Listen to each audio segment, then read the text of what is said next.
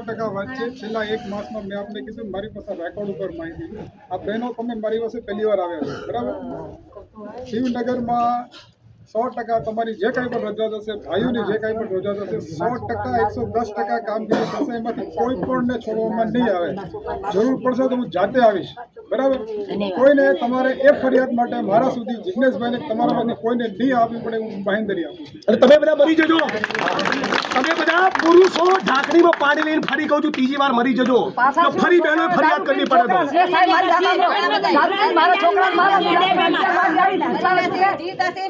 મને શું કે અમારે 50,000 રૂપિયા દીધા તમારો છોકરો શું કરશે તમારે 50,000 રૂપિયા અમારા છોકરાને મારો મારો બાઈક ભાંગો મારો ફોન ભાંગો હું અહીં આવી રાતના 1 વાગ્યા સુધી બેઠી મારા છોકરાને મારો હું વિધવા બેન છું મારા છોકરાને મારી નાખો મારા છોકરીને તારો હાથ કેળો હું ઘરે કરી આવી કે નહીં પુરુષાર શું કે અહીંયા તો 50,000 રૂપિયા સાંભળો 50,000 છે મારે 50,000 નથી પડતા બેન તમારામાંથી જેની બી ફરિયાદ હોય 2-4 દિવસ પછી 5 જણા આવીને જિલ્લા પોલીસ વડાશ્રીને મળી લેજો।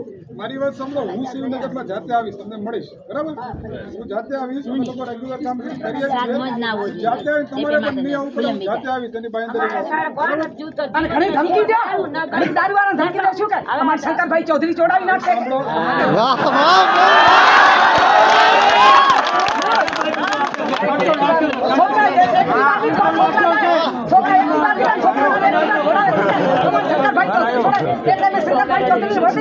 છોકરા મારવા